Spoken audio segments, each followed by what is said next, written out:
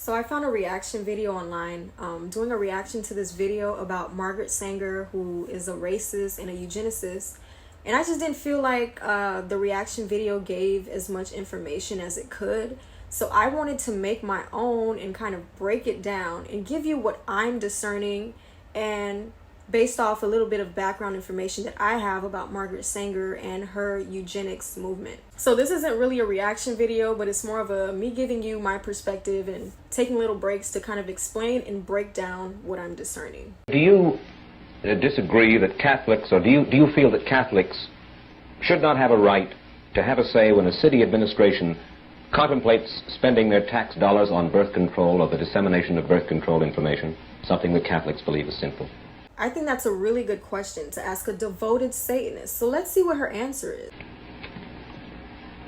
That they have a right to say what they... Do you feel that they don't have a right to have a say when a city administration contemplates spending their tax dollars on birth control? For instance, here in New York, Catholics comprise about 45% of our population.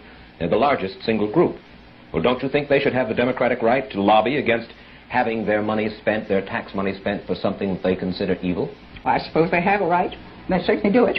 But so have the others. They're only 45% of the population. That is not the majority. But they have a right to get up and... Certainly. I'd have no objection to having them say that, but I think we should have the same right. I say we, I mean non-Catholics. But when she says we, and she says we, I say non-Catholics. She's not just talking about a regular person who's a non-Catholic. She's talking about people like her who are members of the Satanic Temple.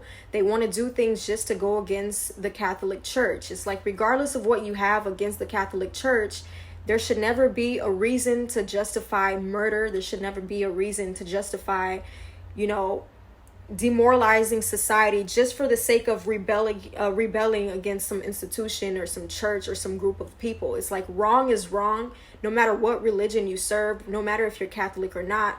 Every human being should have that moral compass within them that says, hey, it's wrong to murder another human being. You should feel something when you hear about something like that. If you should feel something if you're looking at somebody who's dying. That should just do something to your soul as a human being. And then she mentions that if the Catholic Church has the right to lobby against killing children and, abortion and things like that, then they also should have the right to lobby for abortion and for people to use their tax dollars to kill children, because of whatever unfit traits that they believe that these children have. Well, I feel like we should get to a point as a people, as the human race, to realize that, if something is wrong, like I said, even if you don't believe in the Bible, it's like, how do we justify that? How do we justify lobbying, spending tax dollars to kill people? It's like, we really have to think about that. And if this is the basis of what this lady believes in, this is the foundation of what she believes. It's like, we really have to question certain things that are happening now that stemmed from her beliefs and her push and her lobbying and her just organizing to get these things done. This lady has no right to put everybody in a box with her. She literally said that anybody who's not Catholic is on her side. It's like, you're either Catholic or you're with Margaret Sanger, with her satanic views. And I think that's really unfair to say that just because someone's not Catholic, that they share the same views as her, and they don't believe that something like abortion is a sin, which is murder. So she's wrong for even, she's wrong for even taking that position in what she's saying. But, even if, people feel like there are reasons why certain people should be aborted for whatever they rationalize, I think we should come to a place where instead of spending tax dollars on murder, maybe we can look for different solutions. Maybe we can take that energy and take that money and put it into something else where we can say, okay, well, let's find a different way. There are plenty of ways to do things and plenty of ways to look at things, which is why I think we do not have to resort to something like abortion, which really is murder, and murder is a sin. Well, of course, this is a little bit at variance with something that you told our reporter earlier this week. You said earlier this week, it's not only wrong, it should be made illegal for any religious group to prohibit dissemination of birth control, even among its own members. In other words, you would like to see the government legislate religious beliefs in a certain sense. Where these strange things come to, that I said them, is what I should like to know when. Well, now... I just think Margaret Sanger's a very entitled person, and she has no right. She keeps talking about rights, but she should have no right to say that a group who doesn't agree with her can't get the government involved in regulating how much she's able to affect their own group.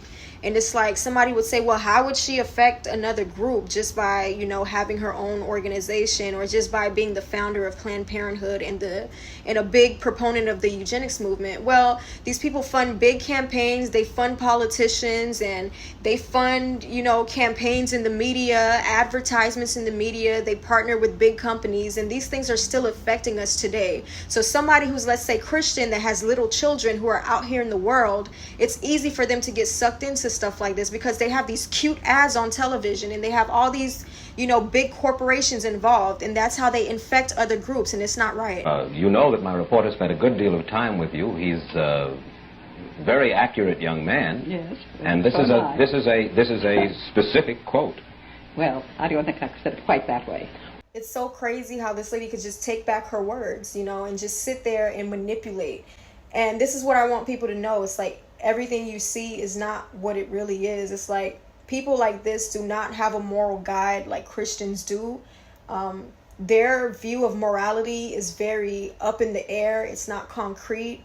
They're the type of people who will do whatever it takes and say whatever it takes just so that they can look good in the public eye. So I just want people to be aware of that when watching this lady say something like, oh, well, I don't remember saying it quite that way. That's just to cover her behind. So just be aware.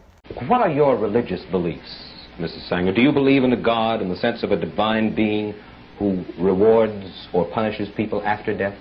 Do not be deceived by whatever Margaret Sanger's response is going to be. Just know that she is a Satanist, and she is a person who believes that she's so entitled to replace God himself. Well, I have a different attitude about the divine. I feel that we have divinity within us, and the more we express the good part of our lives, the more the divine within us expresses itself. I suppose I would call myself an Episcopalian by religion. And there's many other. If you travel around the world, you get quite a bit of the feeling of all religions have so much alike in the divine part of our own being. And I suppose you just couldn't put that in a book, or you couldn't put it into a phrase or a sentence. She says that you can't put that into a book, a sentence, or a phrase. Now, I don't know about you, but I'm picking up from Margaret Sanger that she has a real grudge over the Christian faith. She has a real grudge over that book called the Bible, with the sentences and phrases that we love to use and throw around and use as a guide. And she thinks that her words are more powerful and greater than that book with the sentences and phrases. And I think that's very entitled of her. Who does she think she is? Do you believe in sin? When I say believe, I don't mean believe in committing sin. Do you believe there is such a thing as sin? Well, I think the greatest sin in the world is bringing children into the world that have disease from their parents, that have no chance in the world to be a human being, practically. Delinquents, prisoners, all sorts of things just marked when they're born. That, to me, is the greatest sin that people can commit. That is interesting. Like, this lady literally said that the greatest sin is bringing children into the world. It's like, no matter who you are, whether you're Christian or not, if you have the slightest bit of humanity in you, something like that should move you. Like, it should make you feel something, you know? And it's like, regardless of, let's say, if a child has a defect that may cause them not to live, you know, their fullest, best life as a human being. It's like, just because someone is born a certain way does not mean that they end the same way, you know. We're humans, you know, we can evolve, you know, there are tools out here, there are things that can be done, you know. Because somebody was born a certain way, it is not the end of it. And somebody like that, it's like, I don't understand her thinking. And to me, this person is very anti-humanity. She's literally declaring genocide on the human race. But sin in the ordinary sense that we regard it, do you believe or do you not believe? Well, what would they be? I think it's so funny that she has such a strong opinion about what sin is. From her perspective, which is children being born into this world, you know. But then when asked what she thinks about ordinary sin or sin in an ordinary way, or what we know as sin as real people. She's confused about that. So that's really scary to me. It's really scary that someone like her has the right to affect things like politics, which affects everybody's everyday life. Do you believe that infidelity is a sin? Well, I'm not going to specify what I think is sin. I've stated what I think is the worst sin. But the truth is, she deflected from that question because she doesn't want people to really process or hone in on the fact that infidelity is actually a sin. Because her whole, organization, her business, everything that she does, profits from our sin, profits from things like infidelity, things like sleeping with this person and getting pregnant and boom, you discard it and taxpayers fund it, things like that. So of course she doesn't want to answer a question like that. She doesn't want people to ponder on the fact that infidelity really is a sin and it's the basis of how she makes her money. It's like, don't mess with my money, don't ask me no questions like that. That's literally what's going on with Margaret right now, but maybe she's a little calmer now, so let's continue listening. Yes, but then you asked me to say what, and I said what, and you refused to answer me? Yes, I don't know about infidelity. I don't know about infidelity. Why is she twitching? Something's going on with Margaret. It has so many personalities to it, and what a person's own belief is. I couldn't generalize any of those things as being sin. Murder is a sin. Well, that's naturally a thing. Murder is a sin or not. It's a terrible act. What? Murder is a sin, but not a terrible act. I don't know what's going on with Margaret. I don't know what's happening here. In just a moment, Mrs. Sanger, I'd like to ask you about another social problem here in the United States, divorce. Nearly 400,000 couples get divorced in this country each year. And I'd like to get your views on the cause and possible prevention of this problem. We'll get Mrs. Sanger's answer to that question in just 60 seconds. So this commercial is specifically why I chose to make this video. I was watching another reaction video, and when the girl came across the commercial, she skimmed over it and was like, oh, it's just a commercial. But I just want to let you know that no, it is not just a commercial. I want you to watch the commercial, and at the end of the video, I'm going to break things down to you so you can understand how this was by design and why they had Margaret Sanger on that show, and what she, the women's suffrage movement, has to do with everything that you're seeing, including the commercials. So do not be deceived, and never think that what you see is just something passive and they're not directly correlated. They wouldn't put all these things together at once if it didn't serve a purpose. Everything that you see serves a purpose. One look at this cabin cruiser, and you know it's new. One puff of this cigarette, and you know it's new. It's Philip Morris, and you know by the taste. Philip Morris tastes natural, and that's why smokers like it. And they like the man's kind of mildness in Philip Morris. No filter, no fooling. Nothing artificial between you and the tobacco itself. And the box, here's something else smokers like. It's practical, crush-proof. If you haven't smoked a Philip Morris lately, get with it. You'll find a natural taste, a man's kind of mildness, a crush-proof box. Get with Philip Morris, probably the best natural smoke you ever tasted. Get with Philip Morris in regular pack or crush-proof box, probably the best natural smoke you ever tasted. So I'm not going to get too deep into analyzing the commercial, but for starters, I think we really need to pay attention to things, even like the phrases and the words that are being used. Like, for example, a man's mildness, or get with Philip Morris. It's like, if you're paying attention, this video is talking about things like infidelity, divorce, abortion, and it's really playing off of brokenness in relationships. So when you hear these words and phrases being thrown out, and then they toss a cigarette in your face, it's like there's a lot of things going on that directly correlate, and we just have to put things in perspective and understand how we're being manipulated when we watch something like this interview, which seems like they're just interviewing Margaret Sanger and there's some partnership with a cigarette brand, and we think that it's not, they have nothing to do with each other. This is an example of how some corporations will feed off of human weakness. They will feed off of broken homes and broken relationships created by people like Margaret Sanger, people like her who've infiltrated society with their negative thinking and their immoral thoughts and their rebellion against what they say is the Catholic Church, but really rebellion against God and his perfect union and his perfect design for human beings. Now, not to deflect from the actual interview and Margaret revealing who she is just by running her mouth, so let's continue watching the video. Now then, Mrs. Sanger, there are nearly 400,000 divorces or annulments in America each year.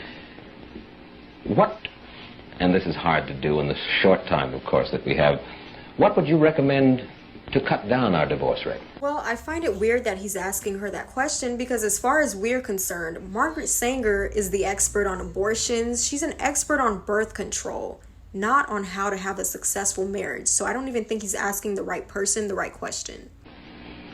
Well, as a great many of our clinics are including in the work that they do in birth control clinics, having marriage counseling.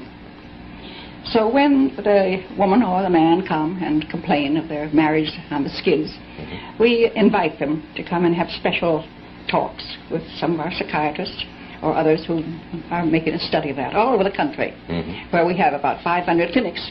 They almost all include marriage counseling and marriage direction.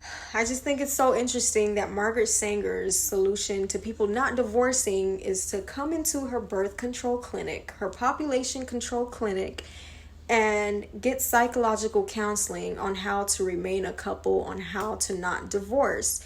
It's very weird because her whole business thrives off of things like divorce, infidelity, and broken relationships. So that doesn't even make sense. And if it makes sense to you, please let me know in the comments section. I would love for you to enlighten me because sometimes maybe I just don't know, And for her to think that she can control population and control divorce rates and control how, people receive counseling for divorce or whatever. It's like, how entitled is this lady? Who does she think she is? I really want somebody to explain that to me because as far as I'm concerned, God already laid that out. God already gave us a guide on how to stay together.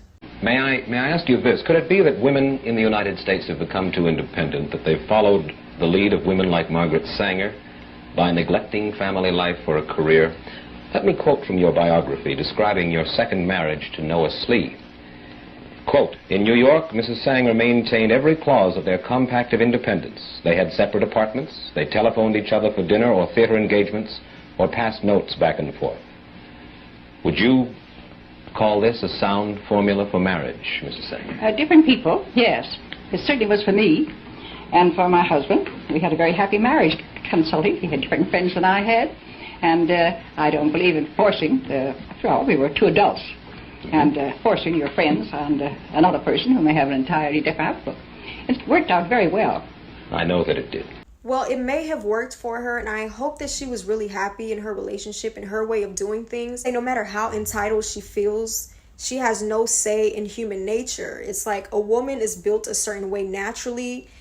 Innately, we have certain qualities about ourselves and vice versa for the man. And it's like there's certain things that we need from each other, and there's certain things that we give to each other.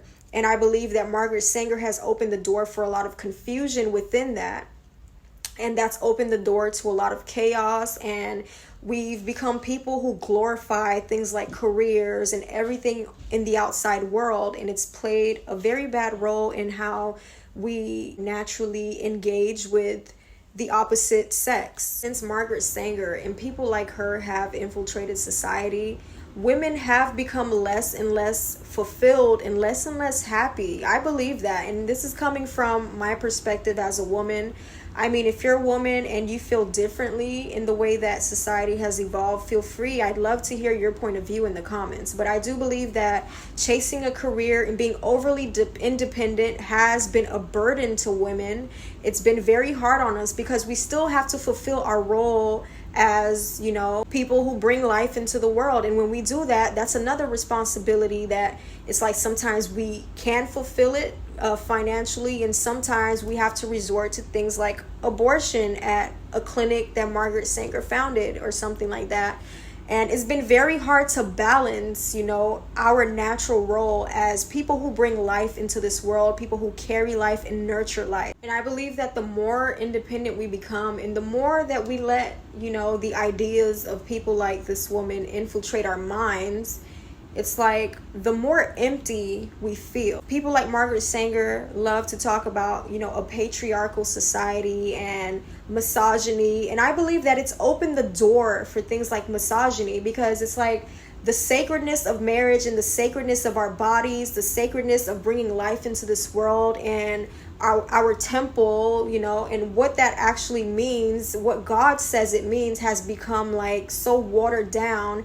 And it opens the door for men to just feel like entitled to just sleeping with women and entitled to do whatever they want, and just, you know, I can plant this seed in this woman and she'll just discard it because taxpayer dollars will fund something like that. You have 2 sons. One final question. You have 2 sons. Mm-hmm. How many children have they? Would you like to see them? I would indeed. As well as How many children? That's 6 in this family? 5 boys and a girl in that family. And in the other family? 2 girls. 2 girls. Mm-hmm. Miss Sanger, I thank you.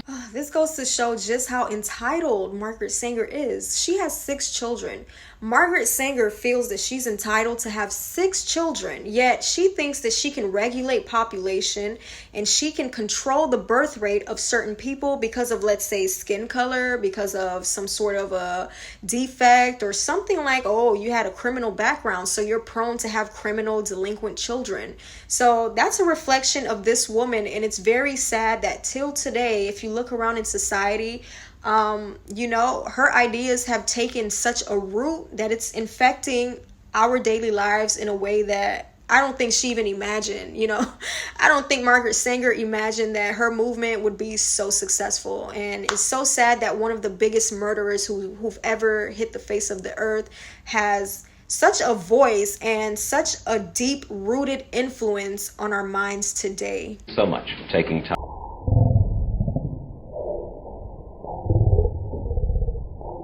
I slowed this part down for a reason. As I was watching this for the first time, I can tell that she was looking for a cue from a director across from her, which is why her eyes shifted for the first time, because she hadn't done it before. I can tell from her body language that she was waiting on a cue so that she can proceed with something that they had told her to say. And then you'll see what that was as you continue watching this video. I'm out and coming and talking to us here this evening. And Mr. Wells, I've never smoked. I'm going to begin to take up smoking and use Philip Morris as the cigarette for me to take.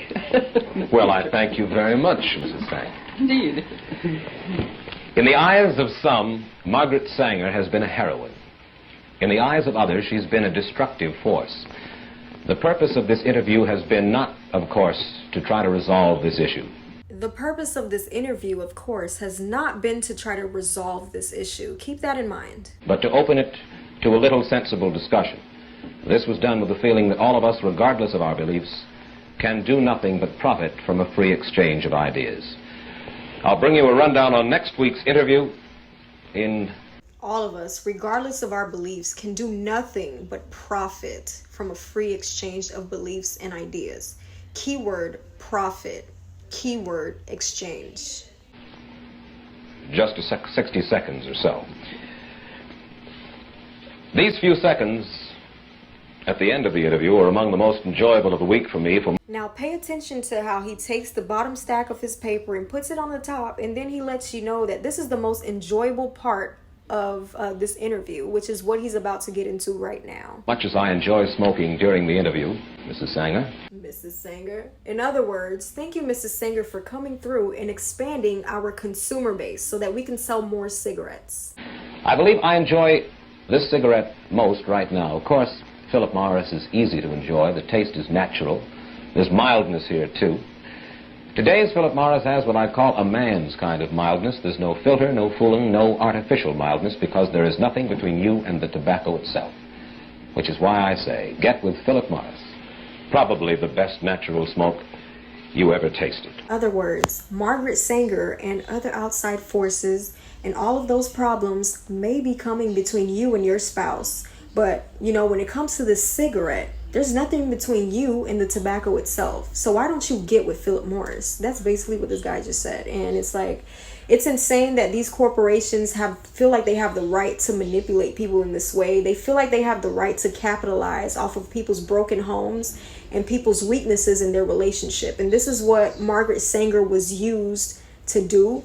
Margaret Sanger in this interview was used to open the door for a corporation like Philip Morris to have a wider consumer base so that they can sell more products. And they played off of this guise of, we're going to bring this woman in so that we can have a discussion. He told us that his only motive, his greatest motive, is to profit from this exchange that he's had with Margaret Sanger.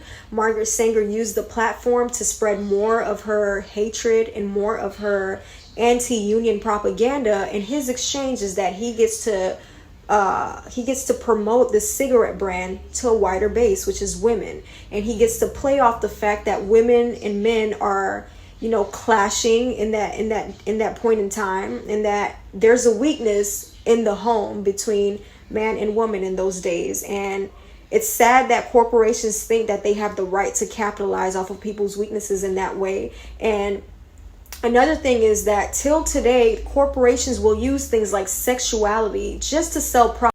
And there should be a point where we put our foot down and we say that our sexuality is not for the exploitation of corporations, okay?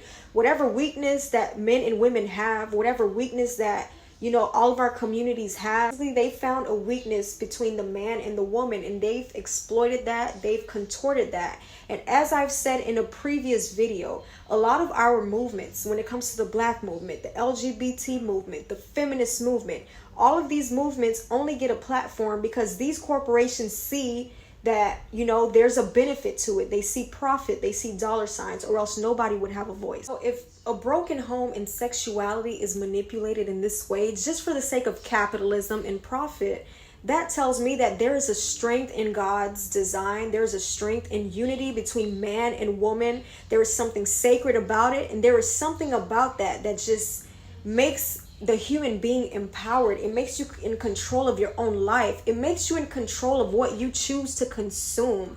It's like consumption is natural as long as humans have this thing called desire. But there's an imbalance when corporations think that they can come in and manipulate what we want.